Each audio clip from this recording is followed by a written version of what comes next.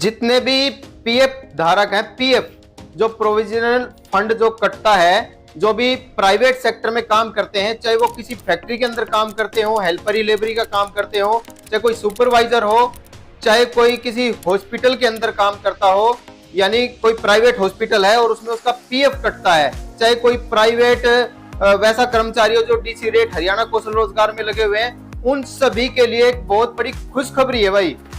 जिनका भी पीएफ कटता है उनके लिए बहुत बड़ी खुशखबरी है। खुशखबरी क्या है, उससे पहले आप हमारा ये चैनल डिजिटल अनुभव अभी सब्सक्राइब कर लो और अपने सभी दोस्तों को भेज दो।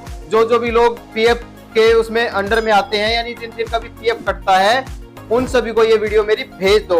और जन सेवा केंद्र बड़ी जो हमारा फेसबुक पे पेज है, अगर आप फेसबुक पे देख रहे हो तो फॉलो अभी कर लो और सभी को शेयर जरूर कर दो भाई। तो आगे बढ़ने से पहले मैं अपना नाम बता देता हूँ। मेरा नाम अनिल कुमार है और मैं सभी गरीब व्यक्तियों के लिए, प्राइवेट सेक्टर के जितने एम्प्लॉय है उन्हीं के लिए काम करता हूँ और उन्हीं के लिए मैं वीडियो बनाता हूँ। तो जो खुशखबरी है वो क्या है, खुशखबरी ये है कि भाई जो अभी बजट आएगा उसकी एक न्यूज आई है पीएफ धारकों के लिए। उस बजट के अंदर जो न्यूनतम मासिक जो पेंशन मिलती है रिटायरमेंट के बाद, जो रिटायर होने वाले हैं या जो रिटायर हो गए हैं, उनके लिए वो समाचार है और वो हमारे लिए भी है, क्योंकि आप और हम भी प्राइवेट सेक्टर में काम करते हैं। हो सकता है आपका भी पीएफ कटता हो, मेरा भी कटता है और किसी का भी कटता हो, चाहे वो महिला हो चाहे पुरुष हो। उनके लिए ये गुड न्यूज है कि पहले जो पेंशन मिलती थी, कितनी भी कोशिश कर ले, 1000 रुपए न्यूनतम पेंशन थी। यानी जब हम रिटायर हो जाते हैं, 60 साल की एज जब हमारी हो जाती है और हम प्राइवेट सेक्टर से भी रिटायर होते हैं, जैसे सरकारी कर्मचारी रिटायर होता है ऐसे ही प्राइवेट कर्मचारी भी रिटायर होता है, उसको भी पेंशन मिलती है। पहले वो बस केवल 1000 रुपए ही मिलती थी, 1000 रुपए से ज्यादा नहीं मिलती थी। न्यूनतम पेंशन है, जो मासिक पेंशन है, वो 7500 रुपए करने का मतलब कि प्रावधान किया जा रहा है, अभी हुआ नहीं है।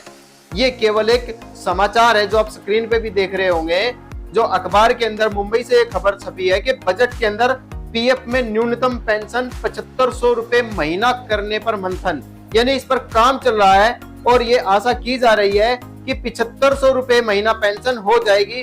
तो हो सकता है आने वाले टाइम में अगर 7500 रुपए महीना पेंशन हो गई तो ये प्राइवेट कर्मचारी, जितने भी प्राइवेट कर्मचारी है और जिनका भी पीएफ कटता है, उनके लिए एक बहुत बड़ी खुशखबरी और राहत भरी सांस होगी, राहत भरी खबर होगी और उनको भी कुछ ना कुछ सरकार से मिलेगा, जिससे उनका गुजर बसर बुढ़ापे में जरूर चलेगा। क्योंकि अभी मैं थोड़ा समाचार आपको बता देता हूँ, उसमें क्या लिखा हुआ है। कर्मचारी भविष्य निधि संगठन ईपीएफओ यानी पीएफ डिपार्टमेंट से मिलने वाली कर्मचारी पेंशन योजना के तहत न्यूनतम पेंशन 1000 रुपए से बढ़ाकर 7500 रुपए करने की मांग की जा रही है। कर्मचारी संगठनों ने आगामी बजट को देखते हुए वित्त मंत्री निर्मला सीतारमण के सामने यह मांग रखी है। सरकार इस पर विचार कर रही है। ईपीएस 95 नेशनल एजिटेशन कमेटी ने बताया कि देश भर में केंद्र व राज्यों के सरकारी, निजी संगठन और फैक्ट्रियों में कार्यरत 78 लाख कर्मचारी ईपीएस के तहत पेंशन पा रहे हैं।